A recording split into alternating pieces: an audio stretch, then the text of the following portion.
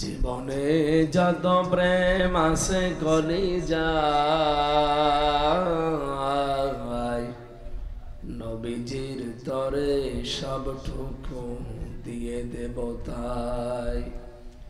বিনিময়ে শাফাত যদি তার পাই, মুছে যাবে জীবনে যত ব্যথা ভার। প্রাণপ্রিয় চট্টগ্রামবাসী, বীর চট্টলার এই এলাকায় আসলে কোরআনের পাখির কথা মনে হয়, যদিও তার বাড়ি বরিশাল বিভাগে। এই চট্টগ্রাম বিভাগের মানুষের জন্য 50টা বছর জীবনের বহু সময় তিনি এলাকার মানুষকে দিয়েছেন আল্লাহর কোরআনের জন্য। আল্লাহর এই ওলির জন্য দোয়া করে দল মত নির্বিশেষে আজকের এই অনুষ্ঠানে যারা এসেছে সবাইকে নিয়ে শুকরিয়া জানাচ্ছি আলহামদুলিল্লাহ। আরো জোরে বলেন আলহামদুলিল্লাহ। আমরা কোরআনে কারীম থেকে যে আয়াত পড়লাম, এটা 18 নম্বর আয়াত সূরা জুমারে। আল্লাহ পাক বলেন, আল্লাযীনা ইয়াস্তামিউনাল কাওলা ফায়াত্তাবিউনা আহসানা। যারা শ্রবণ করছে এবং করবে। ইস্তামিউন এটা মুজারি, বর্তমান ভবিষ্যৎ, প্রেজেন্ট ফিউচার। এখন যারা শুনছে, ভবিষ্যৎ বলতে কিয়ামত পর্যন্ত। এই এখন ওঠাউঠি করে না, বসেন। আমারে ওয়াজে বসিয়ে উনি চলে যাচ্ছে। 1 ঘন্টা কোনো জায়গায় যাওয়া যাবে না। খুব জরুরি যদি হয় তখন যাবেন।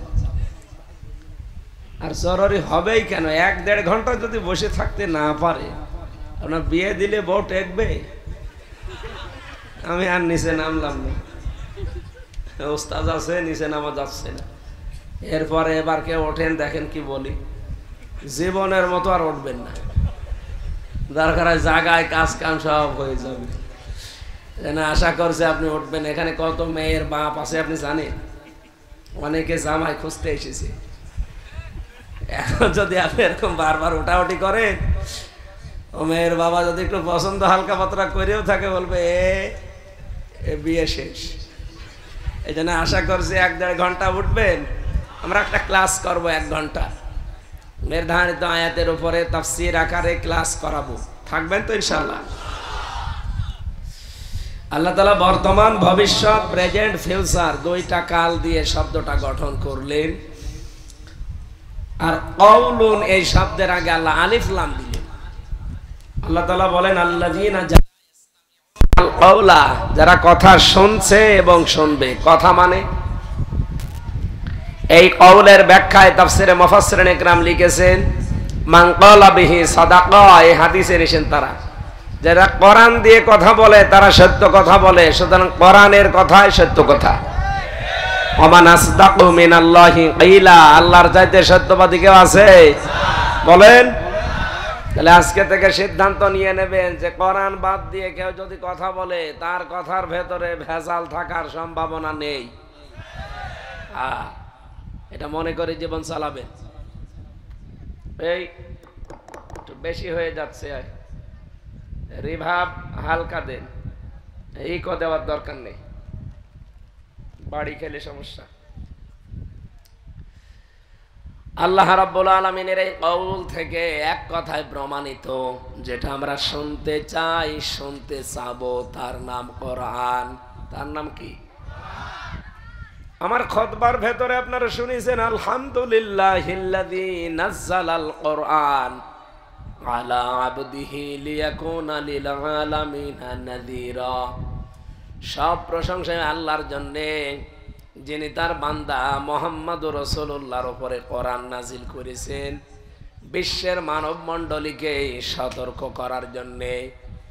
ফামান আমানা ফাকাদ ইহতাদা, যে ব্যক্তি কোরআনে কারিমের প্রতি ঈমান আনবে সে যেন হেদায়েত পেয়ে গেছে। সে হেদায়েত পাবে না, সে পেয়ে গেছে। ওমান দাল্লা ওয়ামান লা ফাকাদ দাল্লা দালালাম বাঈদা। কোন মানুষ যদি এর উপর ঈমান না আনে, মুখ ফিরিয়ে নেয়, সে হেদায়েত থেকে ছিটকে বহু দূরে চলে গেছে। বলেন নাউজুবিল্লাহ। তাহলে আমরা এখানে এসেছি যারা পথ পাওয়ার জন্যে, হেদায়েত পাওয়ার জন্যে, না গোমরাহ হওয়ার জন্যে? তাহলে শুনতে হবে আল্লাহর এই কোরআনের কথা। ইস্তামিউনাল কওলা, কিভাবে শুনবেন আল্লাহর কোরআনের কথা? আল্লাহর নির্দেশ হচ্ছে ওয়াইদা কুরিয়াল কুরআনু ফাসতামিউ লাহু ওয়ানসিতু লাআল্লাকুম তুরহামুন। যখন তোমাদের সামনে কোরআন তেলাওয়াত করা হয়, কোরআনের কথা আলোচনা হয়, দুইটা বিষয় খেয়াল রাখবে। এক নম্বর চুপ থাকবে, আর এক নম্বর শুনবে। দুইটাই ফরজ। শোনাও ফরজ, চুপ থাকাও ফরজ।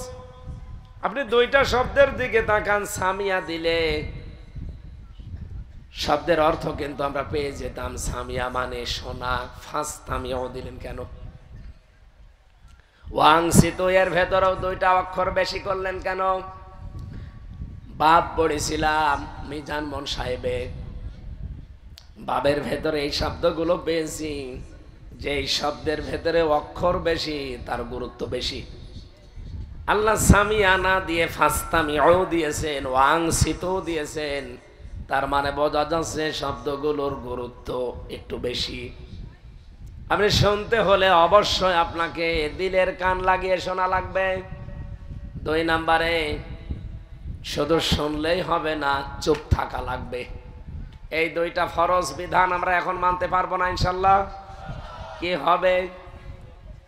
লাআল্লাকুম তুরহামুন, আল্লাহর রহমত এখানে নাজিল হবে ইনশাআল্লাহ। সুতরাং আল্লাহর কোরআন যেহেতু শুনতে এসেছি, এই দুইটা নিয়ম সামনে ফলো করে শোনা লাগবে। নাজিল হয়েছে ১৫০০ বছর আগে। এই নাজিল হওয়ার পর থেকেই কোরআন যারা শুনেছে, এখন যারা শুনছে, কিয়ামত পর্যন্ত যারা শুনবে, এই শ্রোতা মণ্ডলী ৩ ভাগে বিভক্ত। এক নম্বরে কোরআন শুনলেই বাধা দিয়েছে, আল্লাহর ভাষায় তারা কাফের। সূরা হামিম সাজদার ২৬ নম্বর আয়াতে দলিলটা আছে, ওয়াকালাল্লাযীনা কাফারু লা তাসমাউ লিহাদাল কুরআন ওয়ালগাউ ফীহি লাআল্লাকুম তাগলিবুন।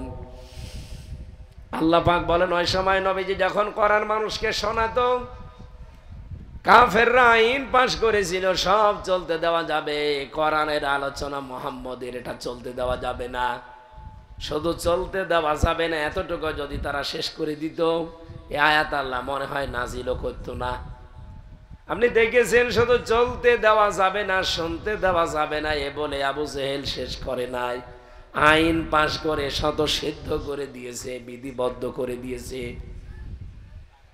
যে শোনা তো যাবেই না। অলগাউ ফি, যেখানে কোরআনের আলোচনা মুহাম্মদ তৈরি করে ওই জায়গাটা নষ্ট করে দাও, হট্টগোল তৈরি করো, ঢোল ঢুকি তবলা বাজাও, এলাকার পরিবেশ ভীতিপূর্ণ করে দাও, ১৪৪ ধারাও জারি করে দাও। যেটা আমরা আজ বাংলাদেশে ১৫.৫ বছরে বেশি দেখেছি।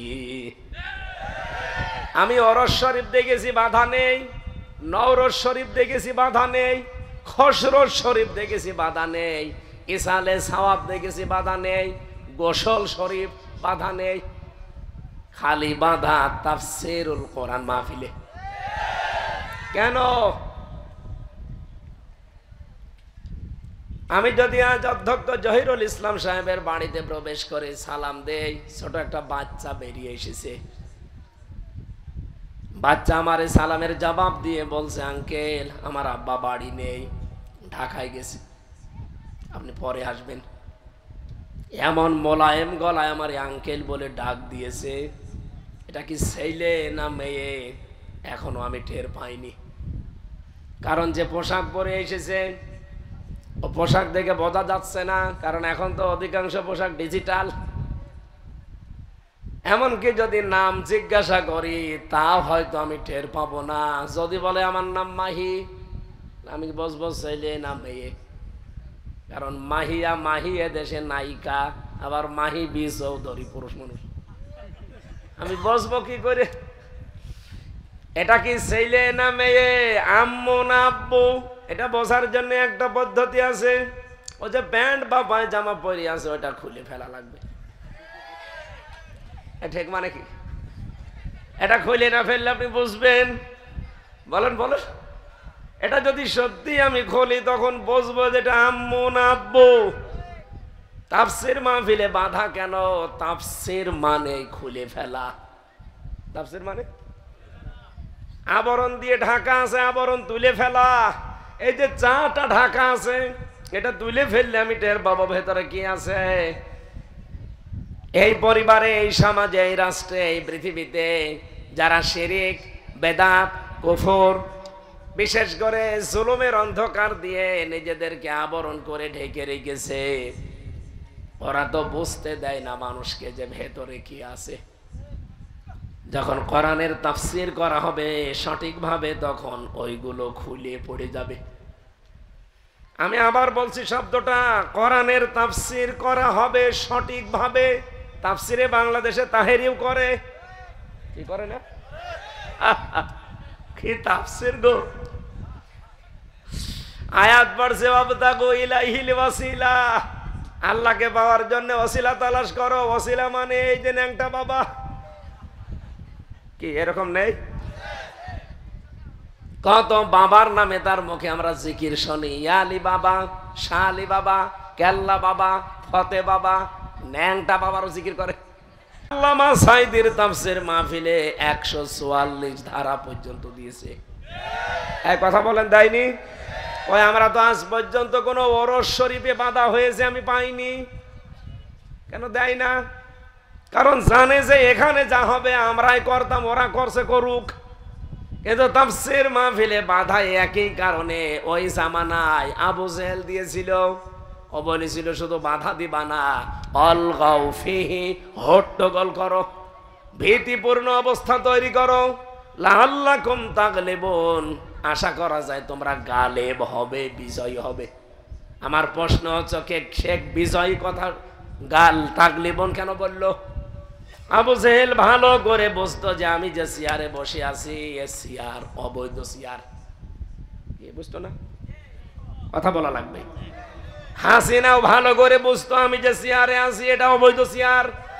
বলেন বলেন। আবু জেহেল ভালো করে বুঝেছিল এটা অবৈধ চেয়ার।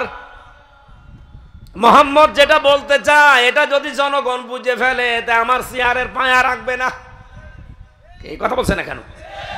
মুহাম্মদুর রাসূলুল্লাহ যেটা আসলে বলতে চাইতো কোরআন দিয়ে, জনগণ যেটা বুঝতো, সত্যি যদি জনগণ একবার দাঁড়িয়ে যেত ওই জামানায় আবু জেহেলের পায়া থাকতো না। আবু জেহেলের উত্তর সুরে যুগে যুগে যারা আসবে তারাও বেশ ভালোভাবে বোঝে যে আমরা যা করি আর হামজা যা বলতে চাই কোরআনের সাথে জীবনও মিলবে না।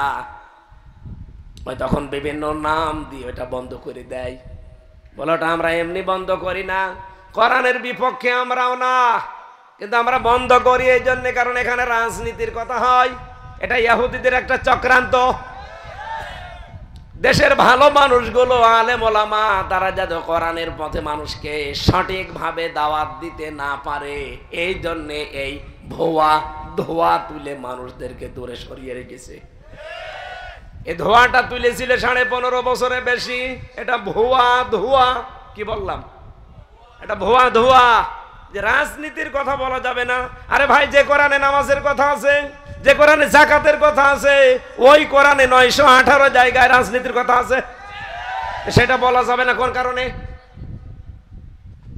যাতে মাতাল হলো আবু জেহেল যেমন তালে ঠিক ছিল, ওদের উত্তরসূরি যারা ওরাও যাতে মাতাল হলো তালে ঠিক আছে। আর এইভাবে করতে করতে 54 বছরে আমাদের অবস্থা দাঁড়িয়েছে। এখন কোরআনের পক্ষে ভোট চাইতে গেলেও মানুষ বলে রাজনীতি। কি কথা বলেন না কেন? ইসমাইল সাহেব না, উনি প্রতিদিন বাজার থেকে আসার সময় মাছ নিয়ে আসে। আপনাদের এলাকায় যেহেতু সাগর এলাকা, বড় বড় মাছ পাওয়া যায়, বোয়াল মাছ, কিন্তু বাজারে বিক্রি হয় কেটে কেটে পিস পিস করে। যেহেতু গরিব মানুষ একেবারে 10 কেজি তো একবারে নিতে পারবে না, এই জন্য হাফ কেজি না 1 কেজি কেটে নিয়ে এসেছে পিস পিস করা। বাড়িতে আসার পরে মেয়ে জিজ্ঞাসা করছে বাচ্চা যে আব্বা এটা কি? বলছে বোয়াল মাছ। মেয়ে মনে করছে বোয়াল মাছ মনে এতটুকুই হয়, বোয়াল মাছ কি এতটুকু? দ্বিতীয় দিন আবার নিয়ে এসেছে, বলছে আব্বা কি? বলছে বোয়াল মাছ। ঠিক আছে। তৃতীয় দিন ওনার টাকা পয়সা হাতে এসেছে, এবার নিয়েছে 5 কেজি বোয়াল মাছ, কাঁধে করে নিয়ে আসতেছে। বাড়িতে ঢোকার পরে মেয়ে বলছে আব্বা কি? বলছে বোয়াল মাছ। মেয়ে দিয়েছে দৌড়, না এ বোয়াল মানি না, এ বোয়াল খাবো না, এ বোয়াল না। বলেন তো আগে জানিয়ে এসেছিল এটাকে আসল বোয়াল না আজকেরটা আসল? বলেন বলেন। আবহমান কাল থেকে বিশেষ করে চট্টগ্রাম দিয়ে যেহেতু ইসলাম প্রবেশ করেছে, ওই সমস্ত সময়ের কথা, ওই সময় যদি সঠিকভাবে আমরা সব কিছু তুলে ধরতাম, এলাকার যারা দায়িত্বে ছিল সঠিক ইসলাম তুলে ধরতে দিত না। এই ইসহাক রহমতুল্লাহ আলাইহি, ইসহাক হাফিজাহুল্লাহ, ওনাদের মতো মানুষগুলো ইসলাম প্রচার করেছিল আংশিক আংশিক। এখন ওনার সন্তানেরা ওরা যখন ইসলাম বোয়াল মাছের মতো নিয়ে এসেছে, তখন কিছু মানুষ এতদিন যারা মনে করেছে বোয়াল মানে পিস পিস, এখন 5 কেজি বোয়াল দেখে দৌড় দেয়, বলে না এ বোয়াল খাবো না, এ বোয়াল নেব না। উনিও পারতো না ওনার বাবার মতো আংশিক একটা ইসলাম প্রচার করে দিতে। এই রক্ত পিচ্ছিল রাস্তায় কোন কারণে ওনার আশা লাগবে? কারণ এখন আমরা সেই পরিবেশ সামনে পেয়েছি, এখন আর আগস্টের 5 তারিখের আগে নেই। এক কথা বলছে না কেন? এখন আমরা দেখতে পাচ্ছি এদেশে ওই পিস পিস করা 1 কেজি 1.5 কেজি বোয়ালের লাগবে না, এখন লাগবে 5 কেজি ওজনের বোয়াল। এটা যদি জাতির সামনে আমরা সবাই এক সুরে এক কায়দায় বোঝাতে পারি, বাংলাদেশে কেউ এই কথা বলার সাহস পাবে না যে কোরআনের সাথে রাজনীতির সম্পর্ক নেই। অনেকে এটা বলছে না? এমনকি চাঁপাইনবাবগঞ্জের 2 জন চাঁপাবাজ, স্বামী আর স্ত্রী, ওরা অলরেডি বলেই ফেলেছে যে এরকম জহিরুল ইসলামের পক্ষে কেউ ভোট চাইতে পারবেন না, নুরুল ইসলাম বুলবুলের নামে কেউ ভোট চাইতে পারবেন না। আপনি আমার কাছে এসে বলেন। আমি তো ওপেন চ্যালেঞ্জ দিয়েছি, বাংলাদেশের 56,000 বর্গ মাইলের প্রতি ইঞ্চি জায়গায় আমি ওপেন ভাবে কোরআনের পক্ষে, জহিরুল ইসলামের মতো মানুষদের পক্ষে ভোট চাইব। কে বাধা দেবেন? সামনে এসে বাধা দেন। আসেন। কে? আমি এই শুধু চট্টগ্রামে না, সারা বাংলাদেশের 56,000 বর্গ মাইলে আমি কোরআনের আয়াত দিয়ে ভোট চাবো। কে বাধা দেবেন? আসেন। নাকি সারা জীবন আপনি কি আগস্টের 5 তারিখের আগে পেয়েছেন না? এই চট্টগ্রামে বহুবার এসেছি, কথা তো বলতেই দেয়নি, মাইক পর্যন্ত কেটে নিয়েছে। আজকে আসেন, মাইক দিয়ে দিলাম, নেন দেখি কোন মায়ের দুধ খেয়েছেন। আসেন। সামনাসামনি আসে না, শুধু চাঁপাই থেকে বসে বসে বলে আমি এই যে যাবো 26-22 তারিখে চাঁপাই নবাবগঞ্জ, বাধা দিয়ে দেখেন তো আপনি। আমি আপনার অফেন্স চ্যালেঞ্জ দিয়ে দিলাম। এই পাপিয়া পারে, ওনার নামের শেষে অন্তস্থ বাদ দিয়ে আমি বলেছিলাম ওনারে পাপিয়া বলা ঠিক না, পাপি বলা দরকার। কারণ আবু জেহেলের নাম আবুল হাকাম থেকে যদি আবু জেহেল হয়, তা আপনার নাম পাপিয়া থেকে পাপি হলে সমস্যা কি? কারণ আপনারও তো ঈমান নেই। যে কথা বলেছেন কোরআনের বিপক্ষে চলে গেছে। উনি আমারে নাকি ডাক দিয়েছে যে আমির হামজা আমার নামই পাল্টিয়ে দিল, আমি জবাব চাই। জবাবে যাইটা আবুল হাকাম থেকে যদি আবু জেহেল হয়, পাপিয়া থেকে পাপি হবে না কেন? কথা বলছে না কেন? আর আপনাদের নাম তো আরো সুন্দর করে আমি নিয়েছি, আল্লামা মুফাসসিরে কোরআন, ভারতের কামান, মুজাদ্দেদে জামান, স্বামী আর স্ত্রী। আমি তো না আমার বলতে চাই না। আপনারা কোন কারণে ফতোয়া দেন? ফতোয়া তো দেব আমি, আমার নামের আগে মুফতি লিখা আছে, আর সরকারি সার্টিফিকেট প্রাপ্ত মুফতি আমি। আমার ফতোয়া দিয়ে গ্রান্টেড হবে, আমার সার্টিফিকেট আছে সরকারের দেওয়া। আর আপনার সার্টিফিকেট আছে? আপনি তো আন্দাজে ফতোয়া দেন যে জহিরুল ইসলামের পক্ষে ভোট চাওয়া যাবে না, এটা ওদের কাজ না। যে কাজ কার? আপনি আপনার দলীয় চিন্তা ভাবনায় ভোট চাইতে পারেন, আমি পারবো না। মানে কোন জায়গায় ওপেন, কোন জায়গায় বাধা দেবেন? আসেন, যেখানে বাধা দেবেন ওই জায়গায় জিহাদ শুরু হবে। 1500 বছর আগে আবু জেহেল ভালো করে বুঝেছিল যে মোহাম্মদ যেটা বলতে চায় এটা যদি আমার জনগণ বুঝে ফেলে, আমার যে চেয়ার, এ চেয়ারের একটা পায়াও থাকবে না। ঠিক এইটা আজ অনেকেই বুঝে ফেলেছে, এই জন্য কথা বললে বলে হুজুর রাজনীতির কথা বলবেন না, এটা টাটকা নির্ভেজাল শয়তান। রাজনীতির কথা বলবেন না মানে এগুলো না বলতে বলতে আমাদের অভ্যাস হয়ে গেছে। বউগুলো এখন রাজমিস্ত্রি আর আমরা যোগাইলে কি, তাই না? না, সামনে পরিবেশ আর থাকবে না। আমি তো সেদিন কালকে মনে হয় কোন জায়গায় যেন কথা বলেছিলাম যে ভোট চাওয়া লাগবে, এ নির্দেশ আমার আল্লাহর। ইন্নাল্লাহা ইয়ামুরুকুম আন তুআদ্দুল আমানাতি ইলা আহলিহা। এই আমানাত, এ বহু বচনের ব্যাখ্যায় আপনি 9টা শব্দ পাবেন মারেফুল কোরআনে।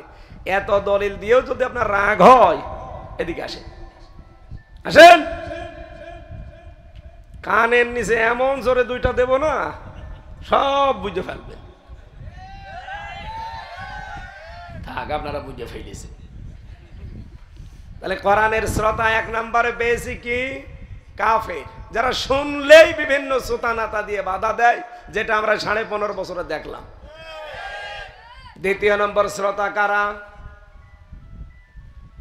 আল্লাহ রাব্বুল আলামিন বলেন তারা হচ্ছে মুনাফিক, বিশ্বাসও করে, শুনতেও আসে।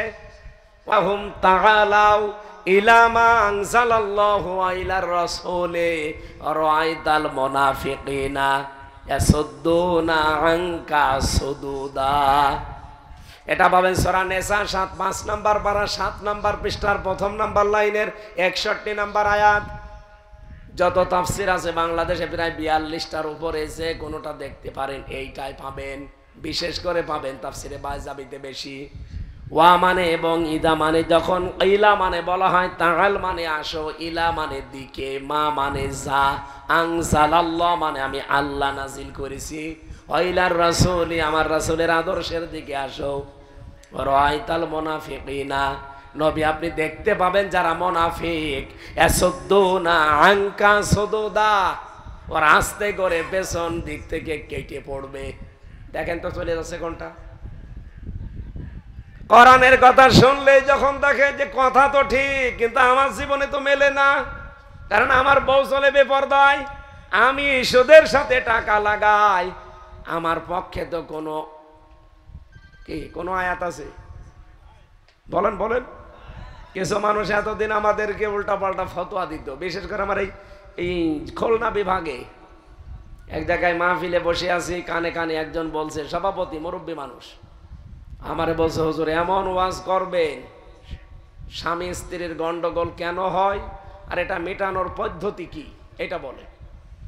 এখন আমি সূরা নিসার 34 নম্বর আয়াত থেকে 35-36 নম্বর আয়াতগুলো বললাম যে এই কারণে গন্ডগোল হয় আর এটা মেটাতে হয় এইভাবে।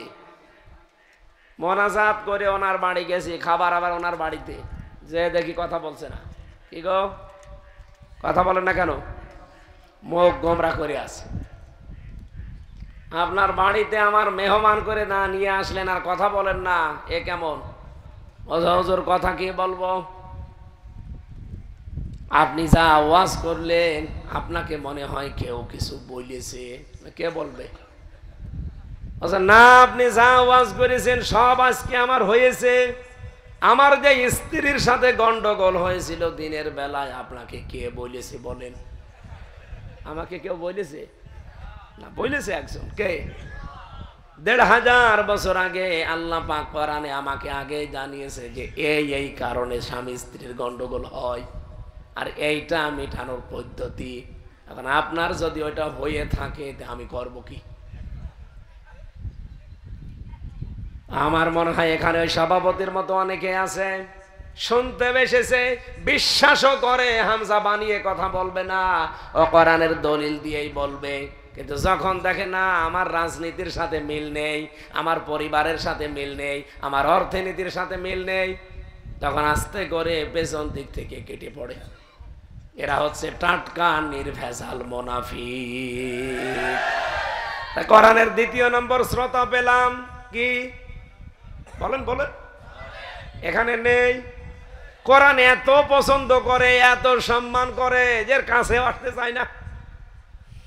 মসজিদে ইমাম আর মুয়াজ্জিন দুইজন মিলে চিল্লাচ্ছে। একটা লোক পাশ দিয়ে হেঁটে যাচ্ছে, এই এত চিল্লান কেন? এই যে মসজিদে গরু ঢুকেছে, গরু ঢুকে এর ভেতরে পায়খানা প্রসাব করেছে, এ গরু কার? তার নামে বিচার দেব। লোকটা বসে, চিল্লাবেন না, গরু আমার। আমার মানে? হ্যাঁ, আপনার গরু, আর আপনি আমার সামনে এসে বলছেন গরু আমার, চিল্লাবেন না। কি করেছে দেখেন তো, গরু মসজিদে ঢোকে আপনি কি করেন? লোকটা বলছে, দেখেন আপনি আমারে কোনোদিন মসজিদে আসতে দেখেছেন? বলছে না, আমি কেন আসি না, কারণ আমি জানি ঘর আল্লাহর এত পবিত্র, এই জন্য আমি ধারে কাছ দিয়েও যাই না। গরু বোঝে না, এই জন্য এসেছি। আমাদের এখানে অনেক মানুষ আমরা এমন বসে আছি, কোরআন এত সম্মান করি, এত বিশ্বাস করি, যে দেখে না এ কথা তো একটাও আমার জীবনের সাথে মেলে না, আস্তে করে কেটে পড়ে। এসুদ্দুনা আঙ্কা সুদুদা, হে নবী দেখবেন পেছন দিক থেকে তারা আস্তে করে কেটে পড়ছে। এরকম মুনাফিক চট্টগ্রামে নেই? কারা আছেন হাত তোলেন তো। আরে মুনাফিক, ঠিক আছে, তারপরেও আপনি বসে থাকেন। 3 নাম্বারটা বলার জন্য আমি কিন্তু এ পর্যন্ত এসেছি। আল্লাহ রাব্বুল আলামিন বলেন কোরআনের 3 নাম্বার শ্রোতা তারা যারা মুমিন।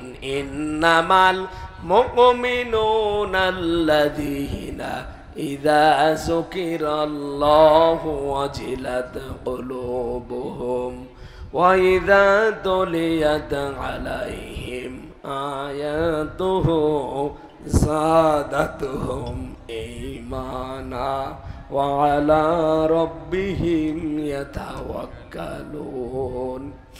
সূরা আনফালের 2 নাম্বার আয়াতে আছে আল্লাহ পাক বলেন ঈমানের দাবিতে আমি আল্লাহর দৃষ্টিতে মুমিন তো তারা যাদের সামনে আমার কোরআনের আয়াতগুলো তেলাওয়াত হলে তাদের অন্তরাত্মা কেঁপে ওঠে। ওয়াজিলাত কুলুবুহুমের ব্যাখ্যায় পেয়েছি এখানে তো পুরাটা, তাহলে গোস্তের টুকরা অবশ্যই আমাদের 3.5 হাত বডির ভেতরে কোন জায়গায় আছে না নেই? কোথায় আছে? না, শরীরের 3.5 হাত বডির ভেতরে আছে, কোথায় আছে এটা নেই। এবার কোথায় আছে আমি আপনাদেরকে বোঝাচ্ছি। নবীজি শব্দটা বললেন ফিল জাসাদি, বলার পরে মুদগাতুন, মুদগা মানে কি এইটা আপনাকে আগে জানা লাগবে। আপনি এখানে কম্পিউটার যদি ভেড়াতেন, এই যে মানুষের তৈরি হওয়ার যে প্রক্রিয়াগুলো আমরা দেখি, সুম্মা খালাকনান নুতফাতা আলাকাতান ফাখালাকনাল আলাকাতা মুদগাতান ফাখালাকনাল মুদগাতা ইযামান ফাকাসাউনাল ইযামা লাহমা। বাবার স্ফলিঙ্গ দিয়ে দ্রুত গতিতে যে পানিটা বের হয়ে যায়, বিজ্ঞান এখন দেখতে পাচ্ছে না পাক পানিটা মায়ের রেহেম পর্যন্ত যেতে কমপক্ষে 40 লক্ষ মানুষ তৈরি হওয়ার ক্ষমতা রাখে। 1 ফোঁটা বীর্যে বাবা যখন ছেড়ে দিয়েছে, ওটা মায়ের রেহেম পর্যন্ত আসতে ওই বীর্য দিয়ে কত লক্ষ মানুষ তৈরি হতে পারে? বলেন বলেন। আমার বাবা জহিরুল ইসলামের বাবা ঠিক এইটাই করেছিল। আমরা 40 লাখ ভাই বোন একসাথে তৈরি হওয়ার ক্ষমতা ছিল, কিন্তু মায়ের চড়াইয়ের সাথে দেওয়ালে ধাক্কা লেগে পায়ের সাথে পা লেগে হয়তো প্রতিযোগিতায় আমরা পর্যন্ত যেতে পারিনি। উনি গেছে, আমি গিয়েছি, আর বাকি আমার ভাই বোন গুলো সব বিদায় নিয়েছে। ওখানে যাবার পরে বিজ্ঞান এখন দেখাতে চায় যে এই নাপাক পানিটা দিয়ে আমার আল্লাহ 4টা জিনিস তৈরি করে, চুল, রগ, হাড় আর পর্দা। মায়ের রেহেমের ভেতরে যে নাপাক পানির থলি আছে, ওইটা দিয়ে আমার আল্লাহ আরো 4টা জিনিস বানায়, রক্ত, গোশত, চর্বি আর চামড়া। ওদিকে চুল, রগ, হাড় আর পর্দা পেয়েছি, যে রক্ত, গোশত, চর্বি আর চামড়া পেলাম। 4 8টা জিনিস যখন এক হয়, এটা এক হতে সময় লাগবে কমপক্ষে 340 মানে 120 দিন। কথা বুঝতেছে? তাহলে প্রথম চাবার পরে এটার নাম হয় আলাক। আলাক মানে প্রথমে যেটা আসতেছে সুম্মা খলাকনা নুতফা, প্রথমে নুতফা হয়, যেটা বীর্য নাপাক হয়ে আসে ওটার আরবি নাম নুতফা বলা হয়। এই নুতফা 40 দিন পর ওটা আলাক হয়। আলাক মানে জমাট বাঁধা রক্ত। এ পর্যন্ত আমরা অনেকে জানি। আধুনিক বিজ্ঞানকে জিজ্ঞাসা করেন, কম্পিউটার দিয়ে তারা দেখাবে আলাক মানে যোগ।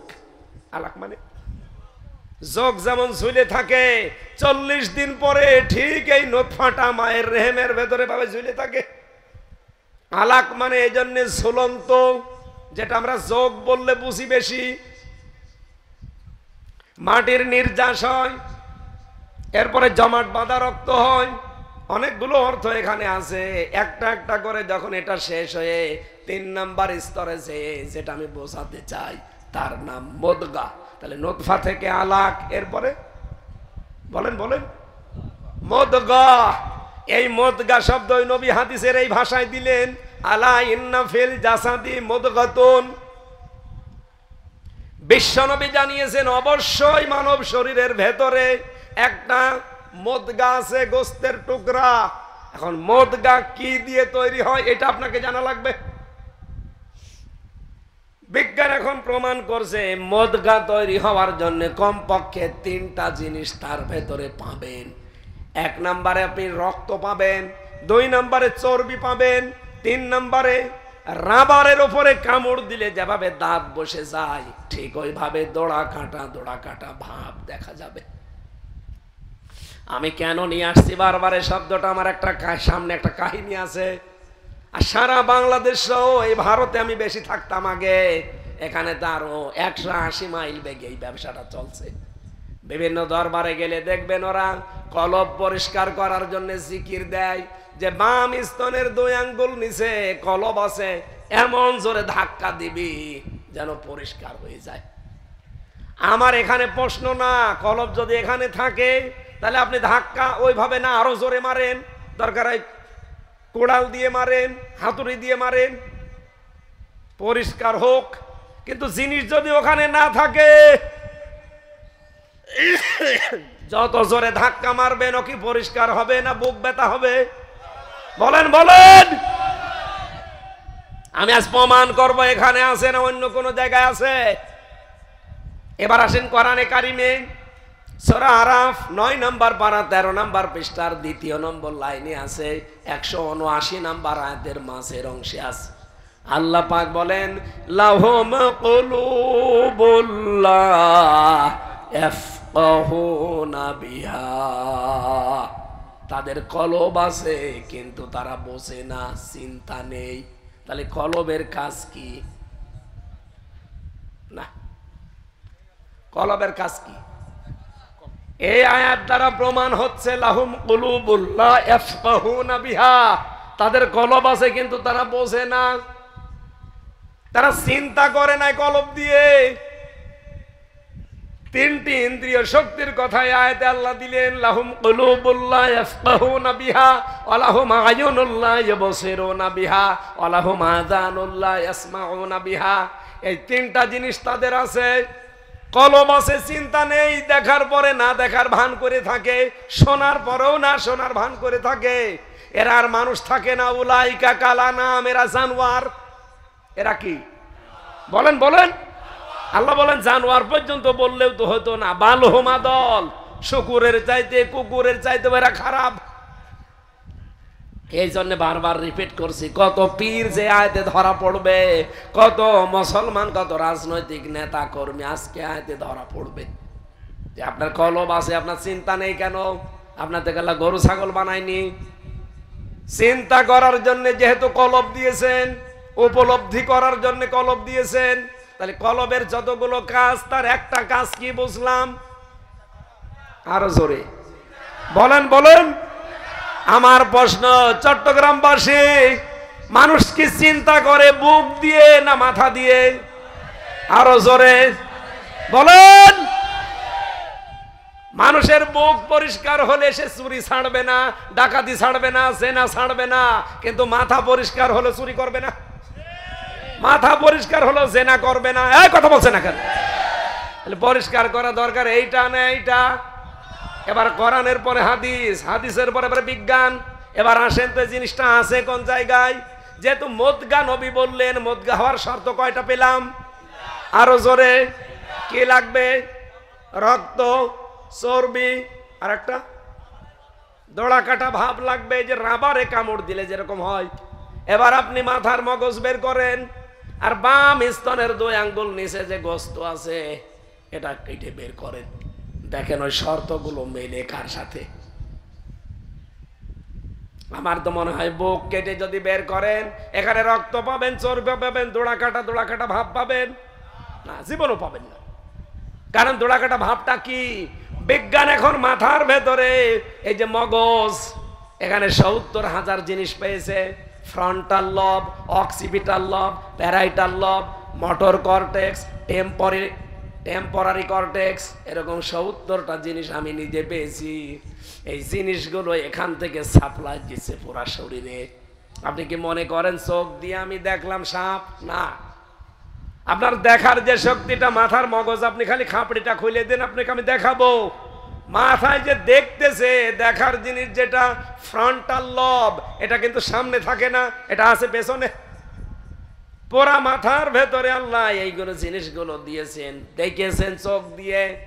চোখ দিয়ে দেখার সঙ্গে সঙ্গে চোখ পাঠিয়ে দিয়েছে ওই যে দোড়া কাটা ভাব বলা হয় রগ, এইটা দিয়ে এই তারের মাধ্যমে পাঠিয়ে দিয়েছে ওই পেছনে। ও সঙ্গে সঙ্গে সিদ্ধান্ত নিয়েছে যে হয়তো কিছু হাতে নাও, হয় লাঠি হাতে নাও, নাই দৌড় দাও। এই সিদ্ধান্ত কি চোখ দেয় না মাথা দেয়? বলেন বলেন, কি বুঝলেন এখান থেকে? চিন্তা আমরা করি বুক দিয়ে না মাথা দিয়ে। আপনার যদি বিশ্বাস না হতে চাই, কোনো মুরব্বী মানুষের মাথা ফাটান, আমি দেখাবো। কারণ ও তো এমনও মরে যাবে 2 দিন পরে। ওরে অন্তত এই যে মুরব্বী আছে, ওনার মাথা ফাটিয়ে দেন, আমি আপনাকে মগজে হয় চর্বি পাবেন এবং রক্ত পাবেন, আর ওই যে রাবারের উপরে কামড় দিলে যেভাবে দাগ হয় ওই দাগ পাবেন। দোড়া কাটা ভাব থাকে না? তা আমার তো কোরআনের সাথে, হাদিসের সাথে, বিজ্ঞানের সাথে যেটা মেলছে সেটা নেব না? আমার বাবা যা বলছে ও তো মন মতোর ব্যবসা প্রতিষ্ঠান ঠিক রাখার জন্য বলছে। আমার মনে হয় দেশের মানুষ যদি এটা আজ বুঝতে পারে যে জিনিসই তো এখানে নেই, ও ছাতা আমি খালি এই ধাক্কা দিয়ে বুক ব্যথা হয়, এইটা পরিষ্কার করেন। বাংলাদেশ জামাত ইসলামী চায় এইটা পরিষ্কার। হ্যাঁ, এইটা যদি কারো অপরিষ্কার থাকে তাহলে লাঠি দিয়ে দল থেকে বের করে দিবে। এই কথা বলেন না কেন? সিহারা দেখি না, দেখি আপনার এইটা ঠিক আছে কিনা। যশোরের একজন সাখাওয়াত হোসেন, ওর এইটা ঠিক ছিল না, পাশায় লাঠি দিয়ে বের করে দিয়েছে। আর অন্য দলের সব ঠিক আছে, এইটা ঠিক নেই। কি কথা বললেন না আপনি? এই যে সালমান এফ রহমান, শরীর সব ঠিক ছিল, এটা ঠিক ছিল না, এই জন্যই তো চুরি করেছে। 36,000 কোটি টাকা এমনি চুরি করেছে। শরীর তো ভালো, দেখতে মনে হয়েছে যে একেবারে জিবরাইলের ছোট ভাই। মাথার চুল থেকে পায়ের স্যান্ডেল পর্যন্ত পুরা সাদা। আমার মনে হয় ভেতরও সব সাদাই ছিল, কিন্তু কলবটা পুরা কালো। যেটা দিয়ে চিন্তা ভাবনা আসবে ওটা পুরা কালো হয়ে গিয়েছিল। কারণ মানুষ পাপ করলে ওখানে একটা দাগ পড়ে। কি কথা বলেন না কেন? আপনি শোনেননি হাদিস যে পাপ করলে একটা দাগ পড়ে, আবার পাপ করলে আবার দাগ পড়ে, আবার পাপ করলে আবার দাগ পড়ে। উপরে সাবান সোটা দিয়ে সোনা পাউডার দিয়ে খুব ভালোই লাগে, ভেতরে পুরা কালো হয়ে গেছে। এই জন্যে তো এত টাকা মারিং কাটিং করেছে। এমনকি এই চট্টগ্রাম সহ বাংলাদেশের যত মানুষ বিদেশে থাকে, 3 জন মানুষ এখান থেকে পার্সেন্টেজ পেত। এই দরবেশ একজন, হাসিনার ছোট বোন রেহেনা একজন, আর কুড়িগ্রামের একজন এমপি। এই 3 জনের নাম আমি নিজে শুনে এসেছি মালয়েশিয়া থেকে। এই যে জামাটা সেলাই করতে গিয়েছিলাম, যে দোকানে গিয়েছি, ওই দোকানদার বলছে আমার বাড়ি যশোরে বাংলাদেশে, আমার 7.5 লাখ টাকা লেগেছে এখানে আসতে, আমার 80,000 টাকাও পায় প্রতি মাসে। এই যে পাশে কাজ করছে এক দোকানে 5 জন, এর বাড়ি হচ্ছে পাকিস্তানে, এর 2,20,000 টাকা লেগেছে, এরও 80,000 টাকা বেতন। আর এই পাশে যে 2 জন ইন্ডিয়ান, ওদের 1,20,000 টাকা লেগেছে, ওরও 80,000 বেতন। এই পাশে যে আর একজন থাইল্যান্ডে বাড়ি, এর 30,000 টাকা লেগেছে, এরও 80,000 বেতন। বলেন আমার লাগবে বাংলাদেশ থেকে 7.5 লাখ, আর আমার পাশের দেশ ইন্ডিয়া, তার লাগবে মাত্র 1,20,000, পাকিস্তান লাগবে 2,20,000, আর ওর লাগবে 30,000 টাকা। উপায় সবারই 80,000। কথা বলছেন না? কেন এত টাকা কম বেশি হবে কেন?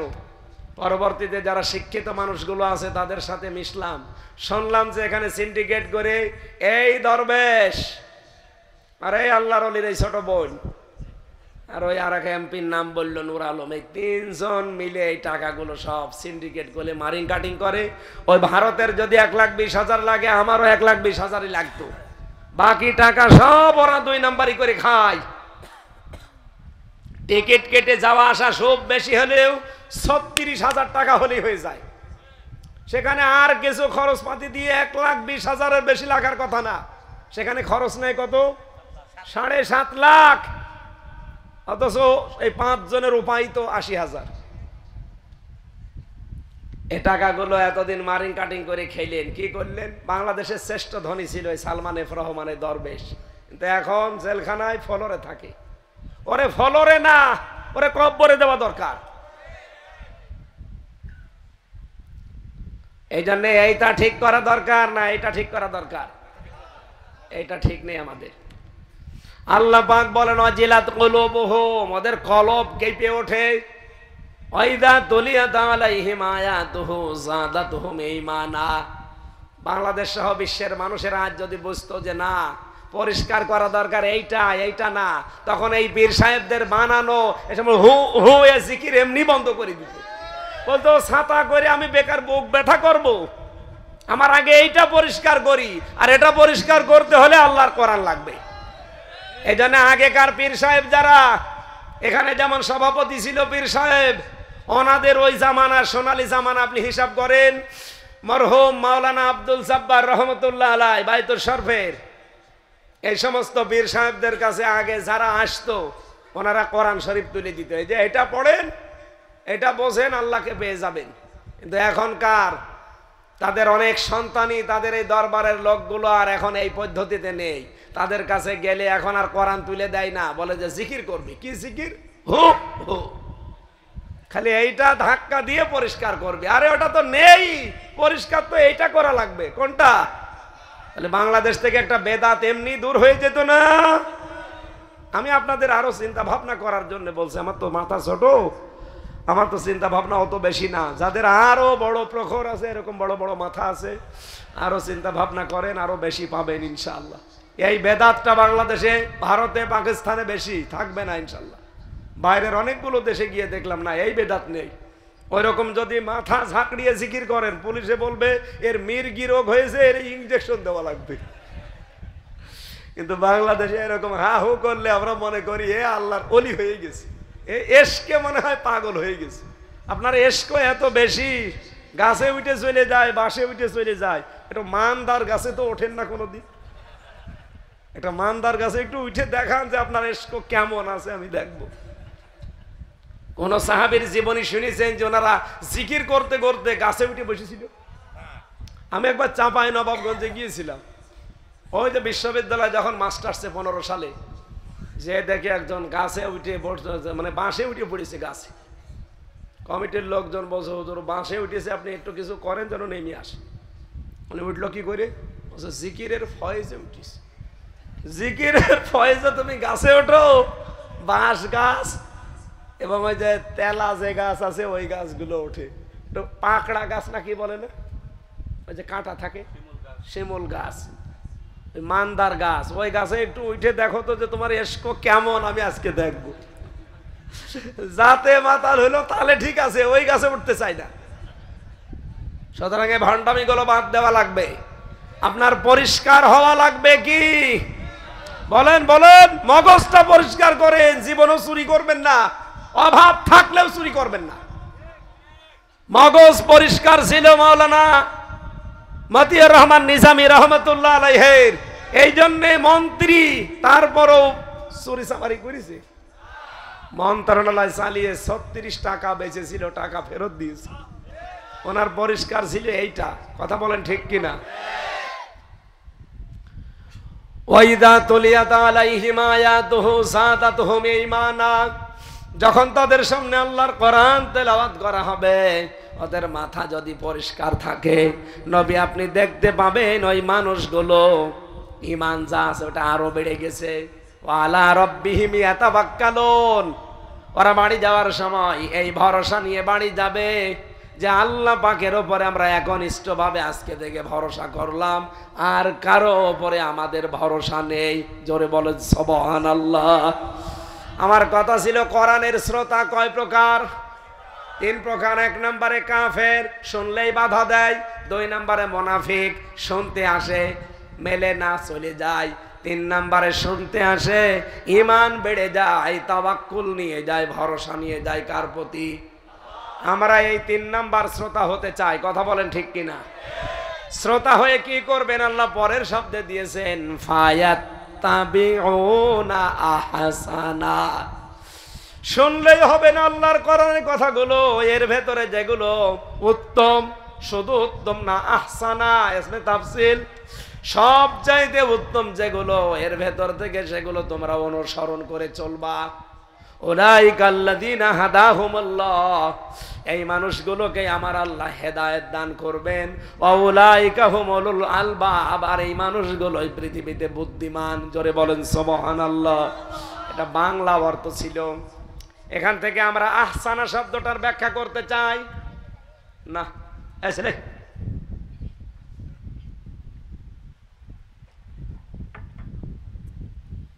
আপনি শুনতেছেন?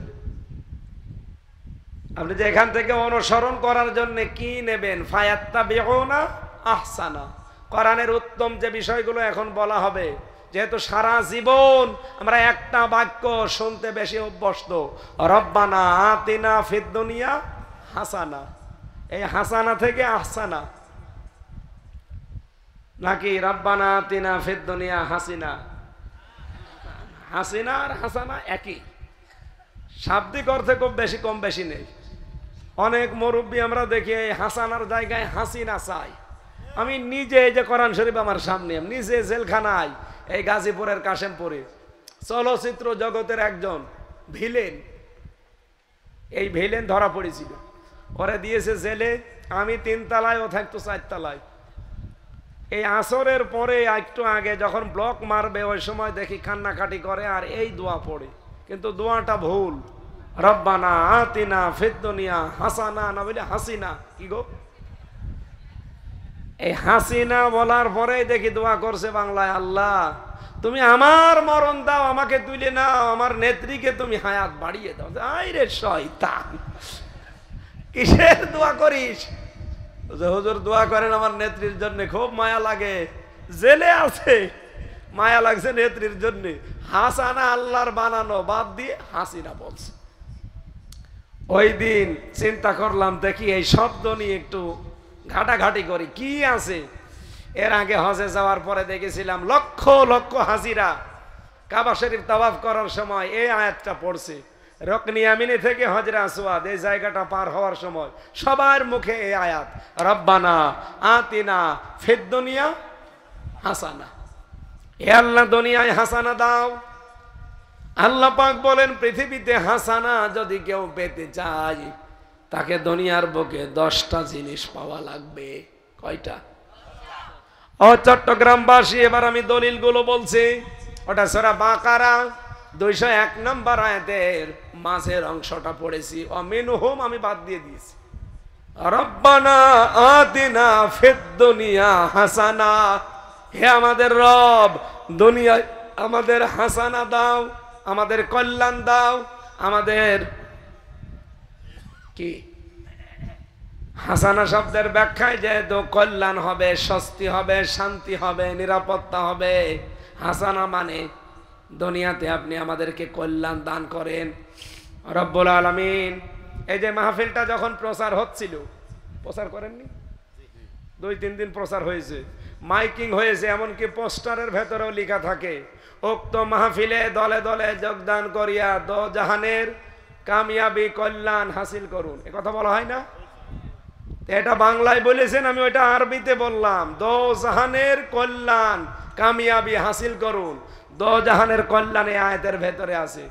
অফিল আখিরাতি হাসানা, শুধু দুনিয়ায় হাসানা দিলে হবে না, আখিরাতেও দাও। তাহলে দুনিয়া আর আখিরাত দুই জগতের হাসানা কয়টা? আপনারা কি ঘুমাচ্ছেন? না না, দুনিয়ার হাসানা আমি তাফসিরের ভেতরে পেয়েছি 27টা, সামারাইজ করে করে আমি মিলিয়েছি 5-10টা, আর আখিরাতের হাসানা পেয়েছি 13টা। এখানে সামারাইজ করে মিলিয়ে মিলিয়ে নিয়েছি 5টা, 10 আর 5 15। ওয়াকিনা আযাবান্নার, আর জাহান্নামের আগুন থেকে তুমি আমাদের সবাইকে বাঁচাও। নবীজি বলেন জাহান্নাম থেকে বাঁচার উপায় আছে মাত্র একটা। জোরে বলেন সুবহানাল্লাহ। এবার আমরা আয়াতে যাচ্ছি, তাফসীর থেকে যেটা পড়েছি আমি সেইটাই বলছি। দুনিয়ার হাসানা কয়টা বললাম? এ মোনাজাত সারা জীবন আপনি করছেন, এখন দেখেন তো এই 10টা জিনিস আপনি পেয়েছেন কিনা।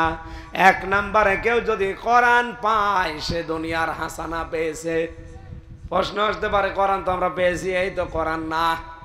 কোরআন যে পাবে, কোরআনে কারিমের 500 আমল তার জীবনে থাকবে, এটার নাম কোরআন পাওয়া।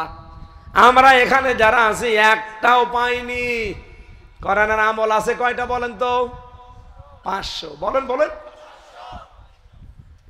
قل بفضل الله وبرحمته فبذلك فليفرحوا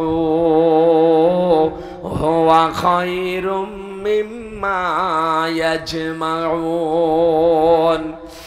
নবী আপনি বলুন, তাম দুনিয়ার মানুষ যা গেইন করে, অ্যাচিভ করে, অর্জন করে, পেয়ে আনন্দে করে, একটাও স্থায়ী না। আমি আল্লাহর কাছে সবচাইতে উত্তম জিনিস হাসানা, কল্যাণ, তার নাম কোরআন। তার নাম কি? সুতরাং কোরআন যারা পেয়েছে তারা যেন আনন্দ করে। ওয়া খায়রুম মিম্মা ইয়াজমাউন, তামাম পৃথিবীর তুলনায় আমি আল্লাহর কাছে কোরআন শ্রেষ্ঠ সম্পদ। বলেন সুবহানাল্লাহ। সুতরাং আমরা বিশ্বের 810 কোটি মানুষের মাত্র 2 কোটি মুসলমান, 200 কোটি মুসলমান। আমরা এই 200 কোটি মুসলমান কিছু না পেতে পারি, আমরা কোরআন পেয়েছি না পাইনি? সুতরাং কোরআন যারা পেয়েছে তাদের উচিত হবে এটাকে হাসানা যদি পেতে চান, কল্যাণ, স্বস্তি, শান্তি, নিরাপত্তা। তাহলে দুনিয়ার ময়দানে 500 আয়াতের বিধান আমাদের চর্ম চোখে দেখা লাগবে। আল্লাহ সে ব্যবস্থা সামনে করে দেন, বলেন আমিন। 2 নম্বরে পেয়েছি কোরআনের হেদায়েত পাওয়া। ইউদিল্লু বিহি কাসীরাও ওয়া ইয়াহদি বিহি কাসীরা। এই কোরআন দিয়ে আল্লাহ কাউকে হেদায়েত দান করেন, আর কোরআন দিয়ে আমার আল্লাহ কাউকে গোমরা বানিয়ে দেয়। হেদায়েত দেয় কাকে, গোমরা বানায় কাকে? সূরা তাহার ভেতরে আছে 36-37 নম্বর আয়াতের ভেতরে। দলিলগুলো লম্বা করতে গেলে রাত 12টা বেজে যাবে। 3 নম্বরে পরিশ্রম করতে পারার নাম হচ্ছে দুনিয়ার হাসানা। বিশ্ব নবী মুহাম্মদ রাসূলুল্লাহকে আল্লাহ জানিয়েছেন, হে নবী আপনি যে পরিশ্রম করতে পারেন, লাকাদ খালাকনাল ইনসানা ফি কাবাদ, অবশ্যই আমি আল্লাহ মানুষকে বানিয়েছি কঠোর পরিশ্রমের মধ্য দিয়ে। ইয়া আইয়ুহাল ইনসান ইন্নাকা কাদিহুন ইলা রাব্বিকা কাদহান ফামুলাকি। হে মানুষেরা, তোমার রবের কাছে পৌঁছাতে হলে কঠোর পরিশ্রমের মাধ্যমে পৌঁছানো লাগবে। সুতরাং যারা কাজ করে খান, যারা পরিশ্রম করে খান, আপনি দুনিয়ার হাসানা পেয়েছেন। আর যাদের কোনো কাজ নেই, শুধু বসে বসে খায়, এরা দুনিয়ার হাসানা পায়নি। 4 নম্বরে দুনিয়ায় নিরাপত্তা পাওয়া। আজ আছে নিরাপত্তা আমাদের? বাড়ি থাকলে আমরা খুন হয়ে যাই, বাইরে গেলে গুম হয়ে যায়। এই পরিবেশটা যদি সত্যি শান্ত করা লাগে, কোরআনের বিধানের বিকল্প। 5 নম্বরে বেশি দুনিয়ায় শান্তি পাওয়া, সুখ পাওয়া। সুখ কি আর শান্তি কি? সুখের আরবি হচ্ছে রাহাতুন, শান্তির আরবি হচ্ছে সালাম বা সিলমন, সালমন। সুখ 3টা জিনিসের নাম, আর শান্তি 4টা জিনিসের নাম। এই 3 আর 4 7টা জিনিস সূরা আরাফের ভেতরে আমার আল্লাহ দিয়ে দিয়েছেন। 22 নম্বর আয়াত। যদি সত্যি এই 7টা জিনিস আপনার জীবনে আপনি পেয়ে যান, আমি শুধু দলিলগুলো বলছি, বাড়িতে মিলিয়ে নেবেন। 6 নম্বরের সুস্থতা, কেউ যদি সুস্থ থাকতে পারেন, আপনি মনে করবেন আমি দুনিয়ার হাসানা হালকা পেয়েছি, যানবাহন পাওয়া, এমনকি হালাল কর্মজীবনের মাধ্যমে একটা বাসস্থান তৈরি করা। আজ কত মানুষ হারাম ইনকাম করে খুশি হয়, কিন্তু হালাল ইনকাম যতটুকু করবেন ততটুকুই খুশি হওয়ার নির্দেশ আল্লাহ পাক তার নবীকে দিয়েছেন, ইমানদারকে দিয়েছেন, পৃথিবীর সব মানুষকে দিয়েছেন। পরা কোরআনে দেখবেন ধারাবাহিকভাবে কথা আছে, ইয়া আইয়ুহার রাসূল কুলু মিনাত তাইয়্যিবাতি ওয়া আমালু সলিহা। পৃথিবীর সব রাসূলকে একই নির্দেশ দিলাম যে হালাল খাও। কি খাও? পৃথিবীর ইমানদারকে আল্লাহ আবার এরকম নির্দেশই দিয়েছেন। 2-3 আয়াত পরেই দেখবেন সূরা বাকারায় 174 নম্বর আয়াত, না 172 নম্বর আয়াত, ইয়া আইয়ুহাল্লাযীনা আমানু কুলু মিন তাইয়্যিবাতি মা রাযাকনাকুম ওয়াশকুরু লিল্লাহ। ইমানদারেরা যেটা খাবে ওটা যেন হালাল হয়। পৃথিবীর মানুষকে এবার আল্লাহ উদ্দেশ্য করে জানিয়েছেন, ইয়া আইয়ুহান নাস কুলু মিন তাইয়্যিবাতি হালালান।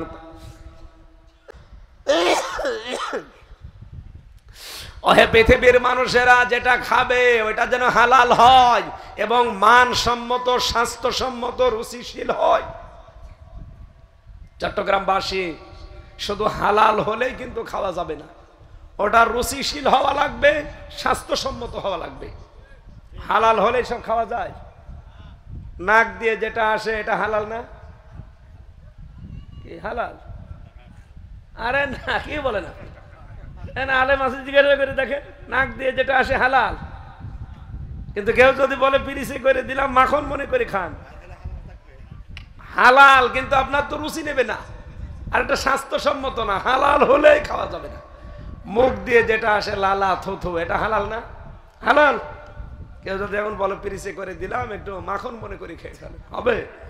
কারণ এটা স্বাস্থ্যসম্মত আর রুচিশীল না। হালাল হলেই খাওয়া যাবে না, ওটা হালাল হতে হবে, পবিত্র হওয়া লাগবে, স্বাস্থ্যসম্মত হওয়া লাগবে, রুচিশীল হওয়া লাগবে। আর আমরা বাবা শাহজালাল সব হালাল করে নিয়েছি। এরপরে পেয়েছি কোরআনের সমাজ পাওয়া, এইটা পাওয়ার জন্য আমরা চেষ্টায় আছি। আমরা খালি মোনাজাত করে শেষ করব না, আমরা কোরআনের সমাজ কায়েম করতে চাই। এটা দুনিয়ার হাসানা, দুনিয়ার। এরপরে 8 নম্বরের সন্তান যেন ভালো হয়। ভালো সন্তান ওইটা যেটা ডাল খায়। ভালো সন্তান কোনটা? প্রতিদিন আমরা এই দোয়াটা অনেকে পড়ি, রব্বানা হাবলানা মিনা আজওয়াজিনা ওয়া যুররিয়াতিনা কুররাতা আয়ুনি ওয়াজআলনা লিল মুত্তাকিনা ইমামা। হে রব, দুনিয়াতে আমাদেরকে ভালো বউ দাও, ভালো সন্তান দাও, যাদের দেখলে আমাদের চক্ষু শীতল হয়ে যায়।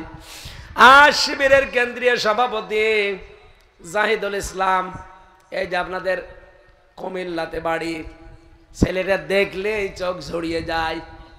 শিবিরের সেক্রেটারি জেনারেল আমাদের খুলনা বিভাগে বাড়ি, নুরুল ইসলাম সাদ্দাম, খুলনায় কয়েকদিন আগে আমার সাথে অনুষ্ঠানে ছিল, দেখলেই চোখ জড়িয়ে যায়।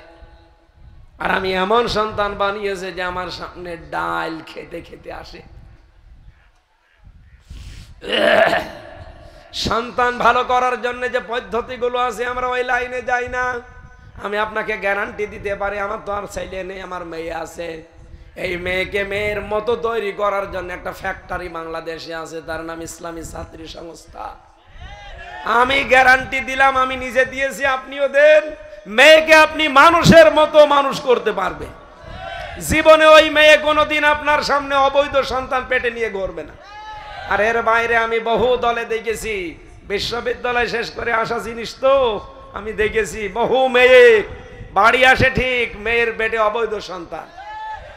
আপনি ইসলামী ছাত্রী সংস্থায় একটা দেখান তো এরকম কোন চরিত্রের। এত বড় গ্যারান্টি দেওয়ার পরও যদি কারো বিশ্বাস না হয়, এদিকে আসে। সন্তান যেন ভালো হয়, ভালো হওয়ার ফ্যাক্টরি বাংলাদেশ ইসলামী ছাত্র শিবির। আপনার চাই মনে হয় হোক, কারণ এর ভেতরে আপনি এদের রক্ত পুরা শরীর থেকে বের করে বিড়ির গন্ধ পাবেন না, সিগারেটের গন্ধ পাবেন না, বাবার গন্ধ পাবেন না, ডাইলের গন্ধ পাবেন না। আর কথা বলছে না কেন? আপনি অন্য ছাত্র সংগঠন যারা আছে ইসলামীগুলো বাদ দিয়ে জেনারেলের একটা নিয়ে আসেন, আমি ডাল বাবা সব পাবো। এই চোখে দেখেছি বিশ্ববিদ্যালয়ে ক্লাস চলছে, শিক্ষককে জুতা দিয়ে পিটাচ্ছে ছাত্র, বলছে শালা তোরে মেরেই ফেলবো। শিক্ষক বলছে বাবা তুই আমারে ছেড়ে দিয়ে, আমি জীবনে আর ক্লাস নেব না। না শালা তোরে মেরেই ফেলবো। এই চোখে আমি এইটাও দেখেছি, শিক্ষক অজু করছে, ছাত্র পায়ে পানি ঢেলে দিচ্ছে। ওইটাও তো ছাত্র, এটাও ছাত্র। ওইটা জানোয়ার হয়ে গেছে অলরেডি, আর এটা মানুষ হচ্ছে।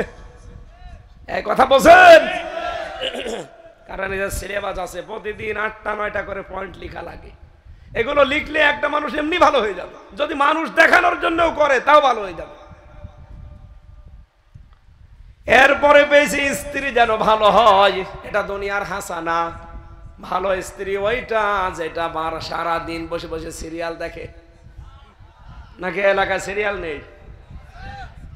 ওইটা দেখে আর নিজেকে ওইভাবে সাজায় যে আমি হব কটকটি আর আমার মেয়ে হবে কিরণমালা। হয়ও তাই, এমন এমন পোশাক পরে মেয়ে আর মা যাচ্ছে, কোনটা মেয়ে বোঝা যায় না। ধর্ষণ করলে 2টাকেই করে। আমি কি বেশি বললাম? আপনার জন্য আপনি দায়ী। আজ পর্যন্ত এদেশ যতই খারাপ হোক, দেখেছেন কোন খাস পর্দাওয়ালা কোন মেয়েকে কেউ ধর্ষণ করেছে? করে তো ওইটা যার পেট খালি পিঠ খালি, খালি এই জায়গায় একটা নোক্তা দিয়া। স্ত্রী যেন ভালো হয়। ভালো স্ত্রীর 4টা গুণ পাওয়া যাবে। কয়টা? আরো জোরে। ভালো স্ত্রীর প্রথম গুণ হচ্ছে স্বামী যেটা পছন্দ করে সে সেটা পছন্দ করবে। একটু ভালো করে বলেন, ভালো স্ত্রীর গুণ এটা আমি কি বানালাম? তিরমিজি শরীফের হাদিস। নবীজি বলেন ওইটা ভালো স্ত্রী, স্বামী যেটা পছন্দ করে ও সেটা পছন্দ করে। আর আমি নিজে স্বামী। মা বোনরা এসেছে না? সম্মানিতা মা বোনেরা, আমি ওপেন বলছি, বাংলাদেশে প্রতিটি স্বামী চাই, পছন্দ করে বিয়ের পরে তার মা বাবা তার সাথে থাক, কিন্তু 100টার 98টা বউ এটা চাই না। এরকম বউ দেশে নেই? কার কার বউ একসাথে থাকতে চায় না, শুধু আলাদা হতে চায়? হাত তোলেন তো। একজন না, এই এলাকায় এই ওয়াজ করা ঠিক হচ্ছে না। এলাকার মেয়েরা ভালো আলহামদুলিল্লাহ। এগুলো রংপুর এলাকায় বেশি ঝামেলা। ওরা খালি স্বামীকে খোঁচায়। আর কতদিন থাকবেন এভাবে? ও বুড়ো বুড়িকে আলাদা করে দেন না, আপনি জীবনেও স্বামীর মন পাবেন না।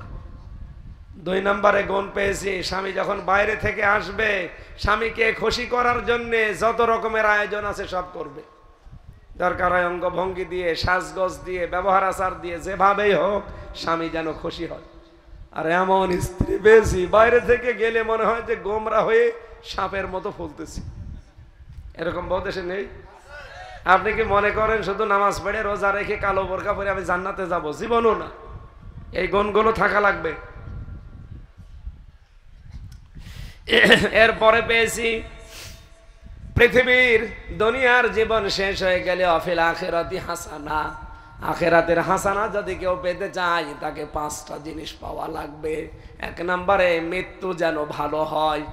ভালো মৃত্যু ওইটা যেটা গলায় দড়ি দিয়ে হয়, হ্যাঁ, বিষ খেয়ে হয়। ভালো মরণ ওইটা যেটা জিহাদের ময়দানে শাহাদতের মরণ হয়। সুতরাং ফিলিস্তিনে যে জীবনগুলো দিয়ে গেল এদের ভালো মৃত্যু হয়েছে। 2 নম্বরে বেশি কবর যেন ভালো হয়। ভালো কবর ওইটা যেটা বঙ্গবন্ধুর মতো 3 তালা করা হয়। বলেন, হযরত উসমানের মতো মানুষ পড়ে আছে, একটা পাথর দেওয়া মাত্র।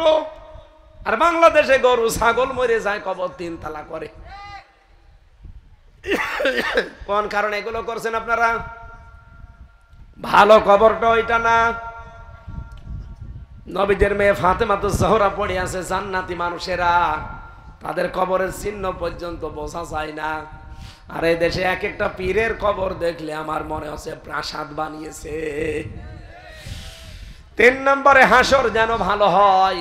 ভালো হাসর হবে তাদের সাথে। আলমারু মা মান হাব্বা, দুনিয়ায় যার সাথে মহব্বত ছিল কিয়ামতে তার সাথে উঠবেন। এজন্য আমার মানুষের সাথে মহব্বত তৈরি করা দরকার, যাতে হাসর হলে কপাল খুলে যায়। 4 নম্বরে হাউজে কাউসার যেন পাওয়া যায়। হাউজে কাউসার পাবে ওই লোকটা জীবনে যে কোনোদিন বেদাত করেনি আর জালেম শাসকের কোনোদিন তোষামদি করেনি। বাংলাদেশে এই দুইটা বেশি, বেদাত বেশি আর জালেমদের তোষামদকারী মানুষ বেশি। বলেন 15.5 বছর একটু বেশি ছিল, এখন একটু কমিয়েছে। 5 নম্বরে নবীর সুপারিশ যেন পাওয়া যায়। নবী সুপারিশ করবে কাদেরকে? সূরা তাহা 109 নম্বর আয়াতে আছে, ইয়াউমাইযিল লা তানফাউশ শাফাআতু ইল্লা মান আযিনা লাহুর রহমান ওয়া রাদিয়া লাহু কাওলা। এখানে 2টা গুণ আছে, যাদের ভেতরে থাকবে তারা নবীর সুপারিশ পাওয়ার যোগ্য। ওয়াকিনা আযাবান নার, জাহান্নাম থেকে আমাদের বাঁচাও। নবী বলেন জাহান্নাম থেকে বাঁচার উপায় মাত্র একটা, কি সেটা? আলা দুল্লুকুম আলা তিজারা তুনজিকুম মিন আযাবিন আলীম। জাহান্নাম থেকে বাঁচতে চাও? একটা ব্যবসার কথা বলছি। আল্লাহর প্রতি রাসূলের প্রতি ঈমান এনে তাদের দেওয়া বিধান জমিনে কায়েম করার জন্য জান মাল দিয়ে জিহাদ করো, এইটাই হচ্ছে ভালো কাজ। এইটাই জাহান্নাম থেকে বাঁচার একটা মাত্র পথ। এই 16টা বিষয় আয়াতের ভেতরে ছিল। দুনিয়া আখিরাতে আমরা যেন হাসানা আর জাহান্নামের এই কঠিন জ্বলন্ত আগুন থেকে বেঁচে যেতে পারি। বলেন আমিন। বারাকাল্লাহু লানা ওয়া লাকুম ফিল কোরআনিল আযীম। আমার লিখিত বই আছে মেয়েদের আদর্শ নারী আর দাম্পত্য জীবনের কলহ এবং তার সমাধান, নারীদের জন্য পুরুষদের জন্য। ওই ডান হাতে কোথায় গাড়ি আছে ওখান থেকে নিয়ে মেয়েকে পড়াবেন, নিজেও পড়বেন। আল্লাহুম্মা আমিন। লা ইলাহা ইল্লা আনতা সুবহানাকা ইন্নী কুনতু মিনাজ জালিমিন। আল্লাহ তাআলা প্রচন্ড